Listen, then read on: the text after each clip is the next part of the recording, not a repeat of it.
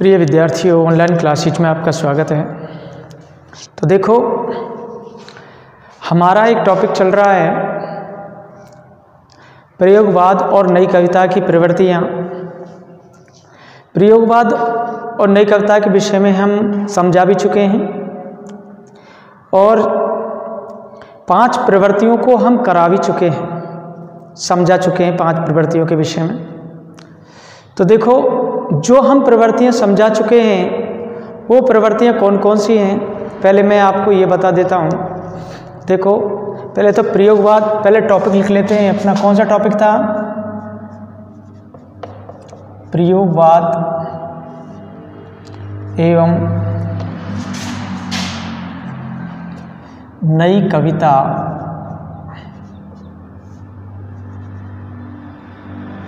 की प्रवृत्तियाँ विशेषताओं को भी कहते हैं। प्रवृत्ति कह लो, विशेषताएं कह लो, एक ही बात है। तो देखो, हम 5 प्रवृत्तियों को पढ़ा चुके हैं। कौन कौन सी? नवीनता,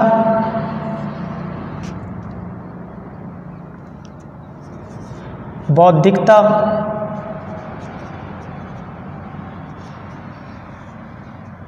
नवीनता, बौद्धिकता, अतिशय वैयक्तिकता,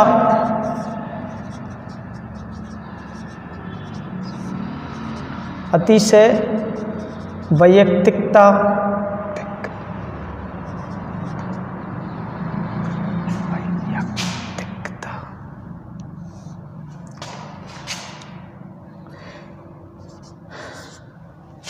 तीन तो ये थी, नवीनता, बौद्धिकता, अतिशय वैयक्तिकता, क्षणवादिता, क्षणवादिता,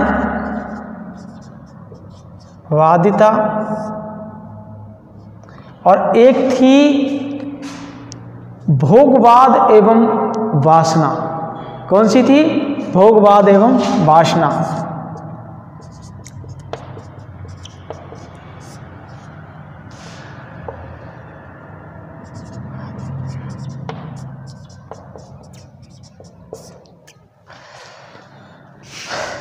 ये 5 प्रवृत्तियों को हम पढ़ा चुके थे।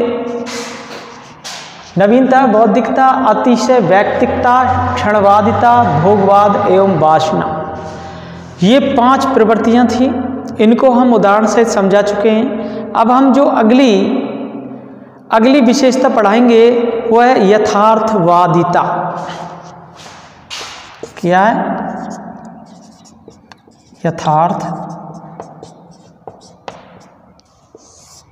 यथार्थवादिता। ये हमारी अगली विशेषता है जिसको हम पढ़ाने जा रहे हैं। तो देखो, आप यथार्थवाद का नाम तो जानते हैं। यथार्थवाद का मतलब होता है वास्तविकता, रियलिटी। इसको बोलते हैं यथार्थवाद, रियलिज्म। तो ये जो यथार्थवादिता है, इसके विषय में हम समझाते हैं। यथार्थवादिता का मतलब क्या होता है? वास्तविकता। देखो, जो नवीन कवि हुए हैं, नवीन कवि, उन नवीन कवि का दृष्टिकोण कैसा होता है? यथार्थवादी दृष्टिकोण होता है। उनका नजरिया कैसा होता है? यथार्थवादी होता है। तो जीवन को उसके वास्तविक रूप में प्रस्तुत करना, ये नए कवियों का उद्देश्य होता है। जीवन को उसके वास्तविक रूप में प्रस्तुत करना नए कवियों का क्या होता है? उद्देश्य होता है। देखो, नई कविता की विषय वस्तु प्रतीक, उपमान, भाषा, ये इस यथार्थ पर आधारित है। नई कविता की जो विषय वस्तु, उपमान, प्रतीक, भाषा आदि यथार्थ पर आधारित है। यथार्थ पर आधारित है। सीधे साधे अगर सरल शब्दों में हम कहें कि सहज अभिव्यक्ति करते हुए कि इन कवियों ने अपने यथार्थवादी रुझान का परिचय दिया है। सीधे साधे शब्दों में कहें कि सहज रूप से इन कवियों ने यथार्थवादी यथार्थवादी रुझान का परिचय दिया है।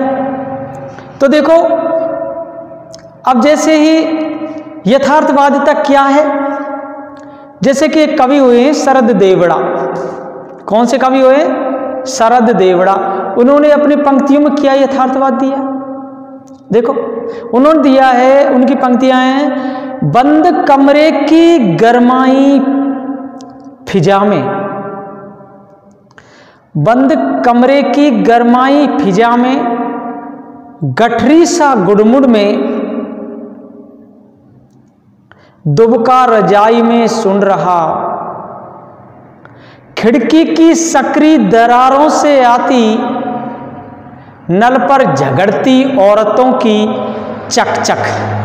तो ये क्या, ये यथार्थवादी तो है? क्या ये यथार्थवाद? कि कवि कहता है कि मैं बंद कमरे में मैं बंद कमरे में था, बंद कमरे में गर्मी थी और मैं रजाई में कुकर के पड़ा हुआ था, गुड़मुड़ होकर के पड़ा हुआ था, और जो बाहर जो गली में जो औरतें थी उनकी चकचक की सी आवाज़, चीख की आवाज़ खिड़की के माध्यम से आ रही थी, खिड़की की दरारों के माध्यम से आ रही थी। तो ये क्या है? ये यथार्थवादी तो है, इसमें कोई लाग लपेट नहीं है। ये शरद देवड़ा ने कहा था। और देखो, उद्योग प्रधान वैज्ञानिक युग की झलक भी इन कविताओं में यथार्थवादी चित्रण के कारण दिखाई देती है। कैसे? यथार्थ प्रतिस्पर्धा, जिसके कहते हैं होड़, भय, घृणा आदि की विद्रूपता जगदीश गुप्त ने अपनी कविताओं में दी है। कैसे? जैसे जगदीश गुप्त ने कहा है, इस युग के सिया राम क्षुधा काम, मानव के तिमिर ग्रस्त चिंतन के भानु इंदु, यंत्र बाहु यंत्र चरण यंत्र हृदय यंत्र बुद्धि, सब कुछ यंत्र में अनियंत्रित। तो ये जगदीश गुप्त की कविताएं थी, वैज्ञानिक प्रधान। तो देखो, यांत्रिक सभ्यता वर्तमान युग धर्म है, जिसकी अभिव्यक्ति यथार्थ रूप में नई कविता में हुई है।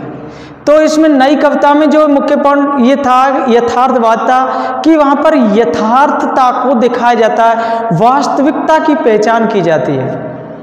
जो भी कविता रचते हैं वो यथार्थवाद के आधार पर, जैसे शरद देवड़ा ने जो कविता रची थी वो ये क्या थी? यथार्थवाद पर आधारित थी। जैसी सुनी वैसी रच दी, आंखों से देखी वो लिख दिया, कोई लाग लपेट नहीं, यथार्थवाद है। अब हम अगला बिंदु लेते हैं, आधुनिक युग बोध।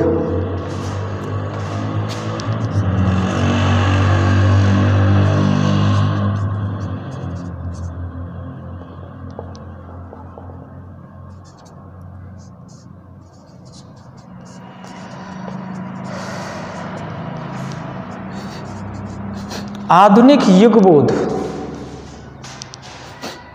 तो देखो, आधुनिक युग बोध क्या है? आधुनिक युग में जो हमें बोध होता है, तो देखो, प्रयोगवादी कवियों ने आधुनिक मानव के जीवन में विद्यमान यातना, घुटन, संत्रास, कुंठा, द्वंद्व और निराशा को अपने काव्य का विषय बनाया है। प्रयोगवादी जो कवि हैं, उन्होंने अपने मानव जीवन में किसको अपना विषय बनाया है? यातना, घुटन, संत्रास, कुंठा, द्वंद्व, निराशा आदि विषयों को अपना विषय बनाया, आदि काव्य ये हैं, इनको अपना विषय बनाया है। इस कविता में ब्रह्म की सत्ता के स्थान पर मानव की सत्ता स्थापना की है। ब्रह्म की सत्ता के स्थान पर मानव की सत्ता की स्थापना की है, क्योंकि ये ईश्वर में बिल्कुल विश्वास नहीं रखते हैं। ये लोग ये मानव में विश्वास रखते हैं, मानव की सत्ता में विश्वास रखते हैं, ईश्वर की सत्ता में विश्वास नहीं रखते हैं। अंधविश्वासों तथा रूढ़ियों का ये खंडन करते हैं तथा इनका अंधविश्वास, रूढ़ियों का खंडन तथा वर्जनाओं को ये नकार देते हैं। वर्तमान जीवन के कटु सत्य को ईमानदारी से व्यक्त किया गया है। दो वर्तमान जीवन का जो कटु सत्य है ना, उसको भी इन्होंने ईमानदारी से व्यक्त किया है। और परंपरागत मूल्यों की जो नवीन संदर्भों में जांच परख भी की गई है। इन्होंने परंपरागत संदर्भ में इन्होंने जांच परख की है। तो देखो, आधुनिक युगबोध के परिणाम स्वरूप नई कविता में एक और तो जिजीविषा मुखरित हुई है। जिजीविषा हुई है, जिजीविषा का मतलब होता है जीवन जीने की इच्छा। एक और तो जिजीविषा मुखरित हुई है और दूसरी ओर यथार्थवादिता एवं लघु मानव की प्रतिष्ठा भी हुई है।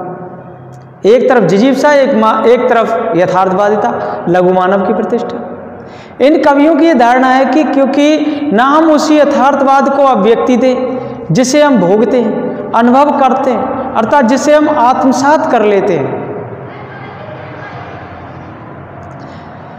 व्यापक जीवन की बड़ी बड़ी सैद्धांतिक बातें, बड़े बड़े फलसफे कला के क्षेत्र में कोई महत्व नहीं रखते हैं। ये कला के क्षेत्र में कोई भी महत्व नहीं रखते हैं। ये कहते हैं कि दुख जीवन का कटु सत्य है।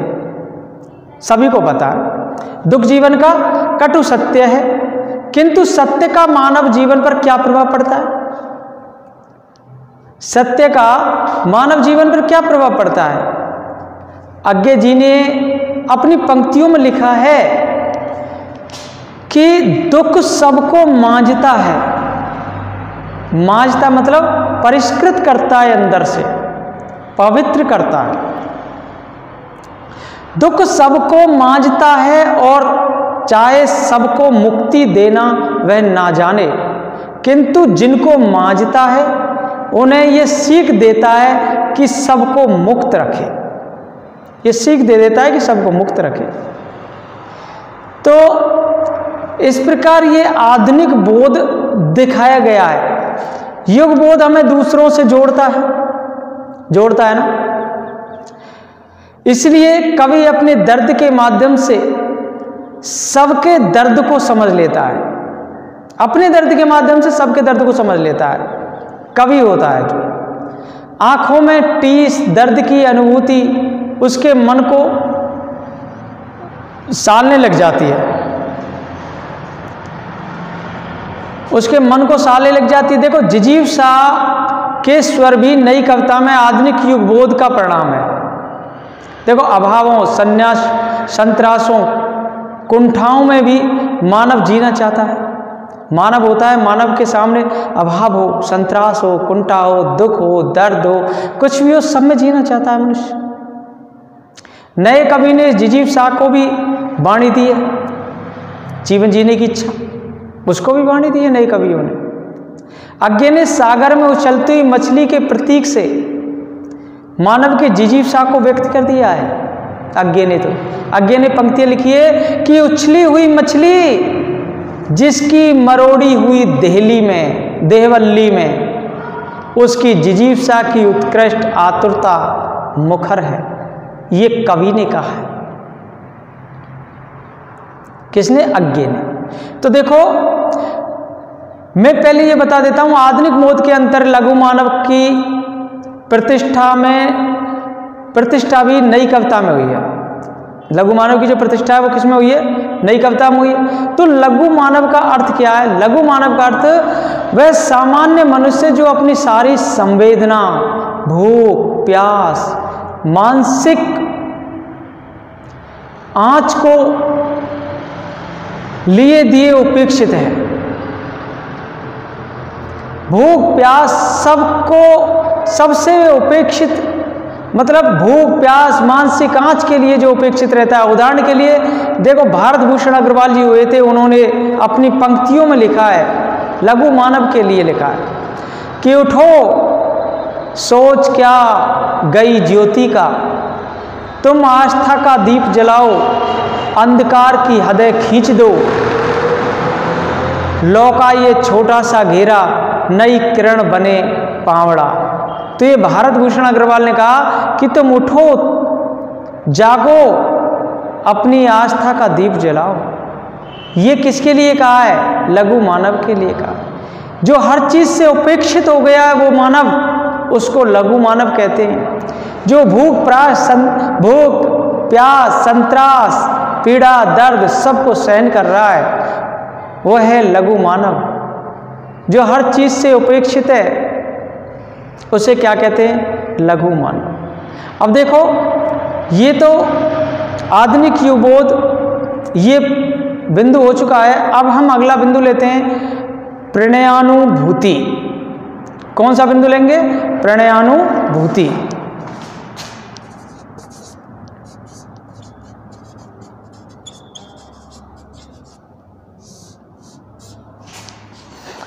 ये बिंदु है बच्चों, क्या है? प्रणयानुभूति। तो इसका मतलब आप जानते होंगे। देखो मैं इसको समझा देता हूं। प्रयोगवादी कवि ने प्रणय भावना का निरूपण जो किया था वो कुंठा रहित होकर के किया था, अकुंठ रूप से किया था। प्रेम को वे यौनाकर्षण मानते थे। प्रेम को क्या मानते थे?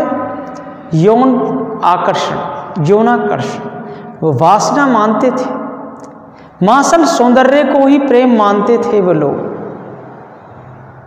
जो शरीर के स्तर पर जन्म लेता है उसी प्रेम को मानते हैं। जो ऊपर से सुंदर दिखाई देता है उसे ही वो प्रेम मानते हैं। प्रणयानुभूति में देखो, प्रेम का मूलाधार शरीर है,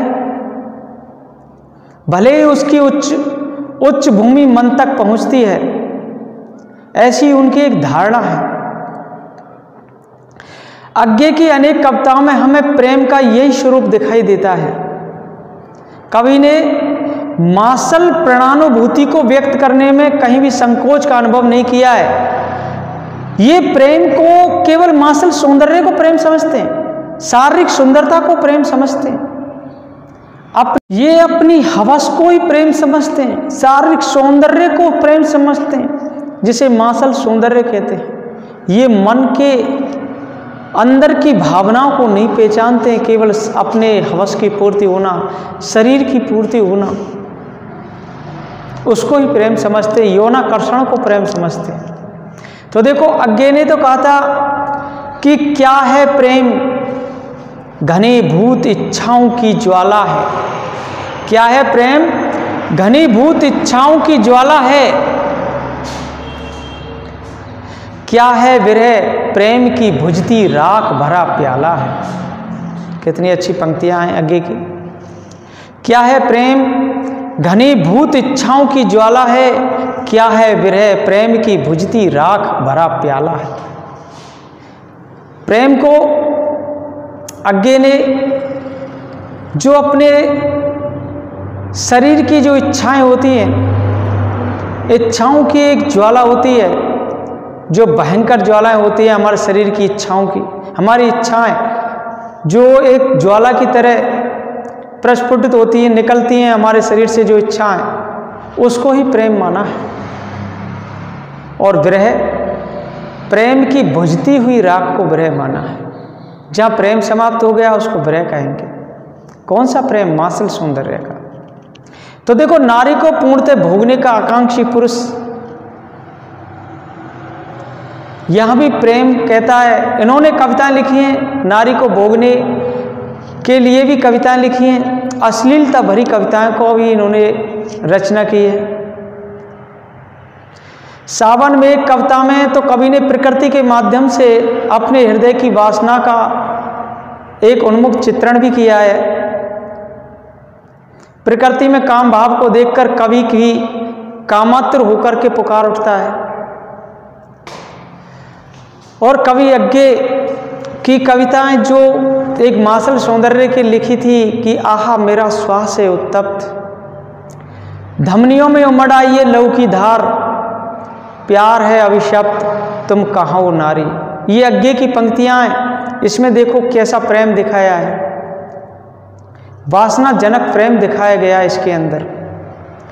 विशुद्ध प्रयोगवादी कवियों ने कहीं कहीं प्रिया की छवि का अंकन छायावादी पद्धति पर भी किया है। तो देखो, नई कविता में कवियों ने कहीं कहीं यौनाकर्षण की कुंठा रहित अभिव्यक्ति करते हुए अश्लील चित्र भी इन्होंने अपनी रचनाओं में परोए हैं। तो देखते हैं कि इसमें केवल यौनाकर्षण, बाह्य सुंदरता, मार्शल सौंदर्य को इसमें सब कुछ माना है। अब लेते हैं हम लोक संस्कृति, अगला पॉइंट।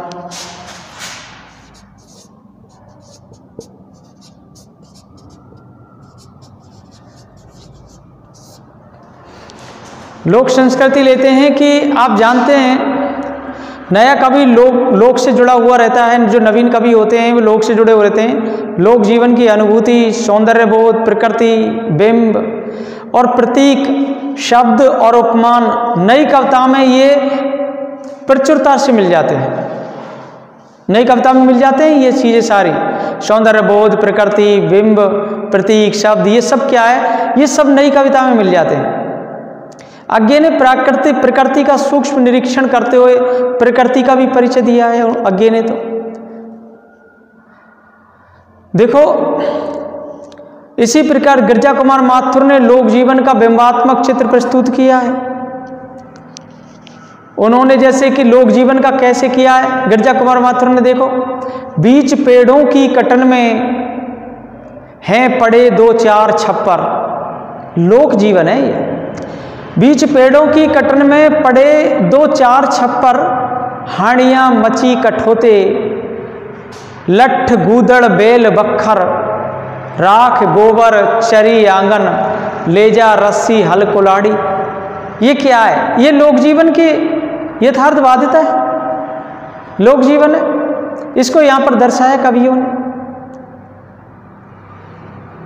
जैसे कहीं लोकगीतों की धुन भी दिखाई दी जाती है, जैसे कि कांगड़े की छोरियां कुछ भोरियां सब गोरियां, लालाजी जेवर बनवा दो खाली करो तिजोरियां। ये क्या है, ये लोकगीतें तो हैं। तो इसमें लोक जीवन दिखाया गया है नवीन कवियों के माध्यम से, प्रयोगवादी और नवीन कविता के माध्यम से। अब हम लेते हैं शिल्प विधान।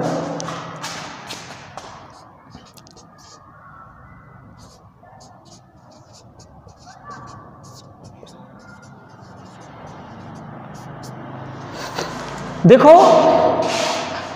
ये शिल्प विधान, इसमें केवल कविता का शिल्प दिखाया है कि नई कविता का शिल्प भी परंपरागत काव्य में भिन्न रहा है, अलग रहा है।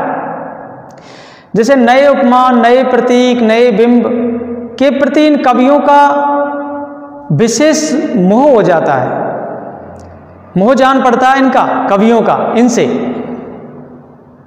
पुराने प्रतीकों का जादू,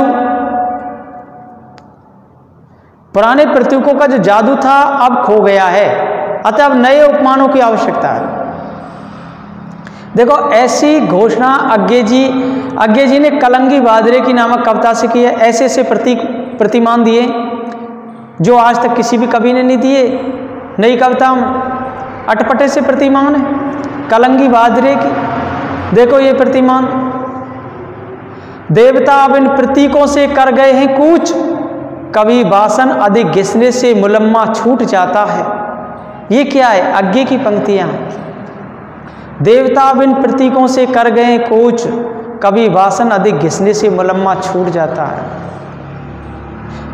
तो ये इस प्रकार के प्रतीकों का भी प्रयोग किया है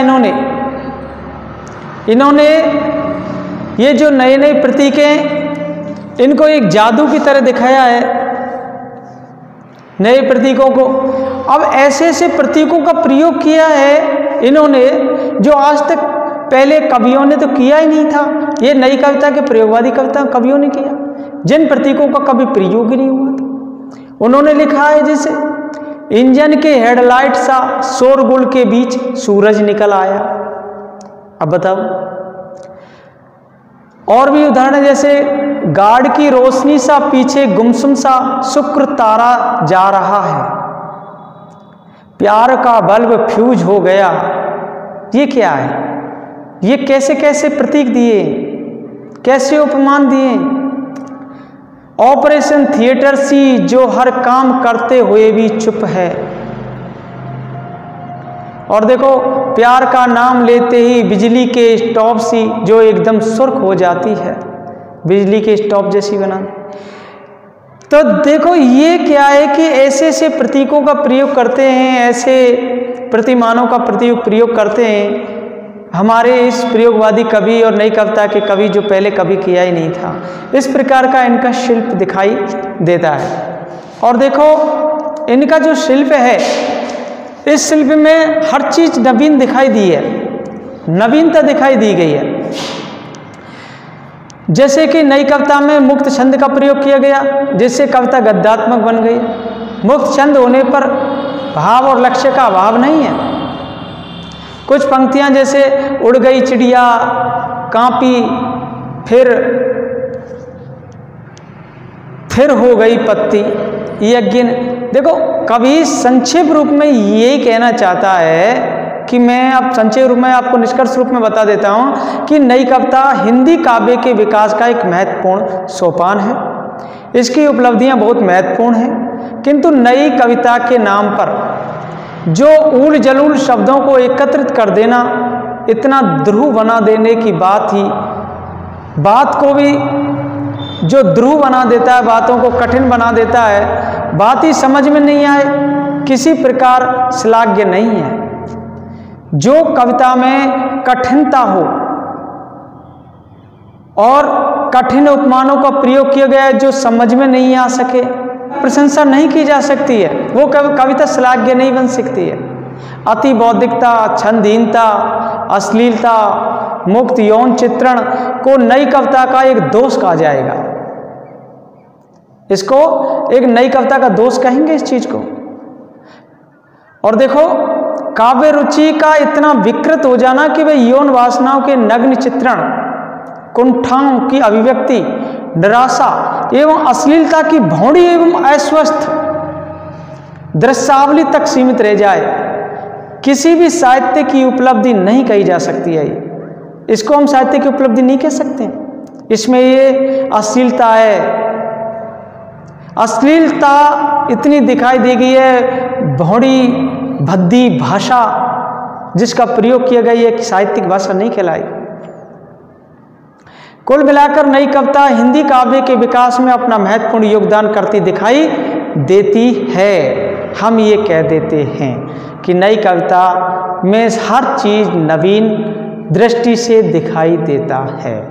ये इसकी प्रवृत्तियां थी, किसकी? नई कविता और प्रयोगवाद की कविताएं।